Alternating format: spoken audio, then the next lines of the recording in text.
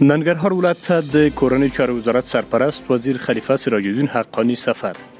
د کورنیو چارو وزارت سرپرست وزیر خلیفه سراج الدین حقانی د ننګرهار ولایت مقام کې د یاد ولایت پوهنتون استادانو، علماو، قومي مشرانو او قومي مخورو سره وکتل. یاد غونډه د قرآن کریم په مبارک تلاوت پیل شوه. خلیفه صاحب غونډې ته د وینا پر مهال ننګرهار د علم او کلتور کور وبلل او په وینا ننګرهار د علم او فن یو ادرس دی. موږ نیمګړتیاوې به وي ځکه چې 40 کاله جنګونه وشول.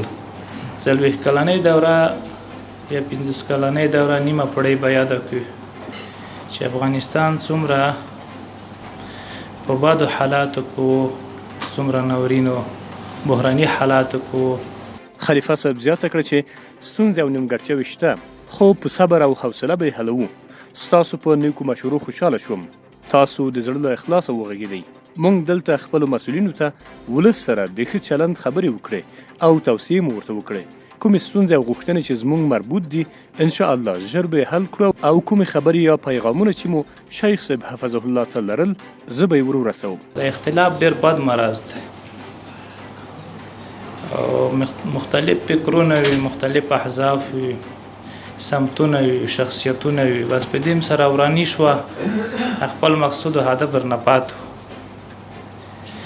دا خبرې د نن چې تاسو وکولې دا مې نشو برداشت کولی، خو که موږ دا ګذشت او برداشت لرلی دا مشکلات بیا نه جوړېدل.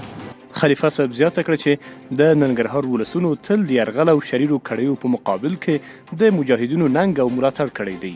خدای جلاله شانه دې اجر درکړي او موږ سره هم دا محاسبه شته ده.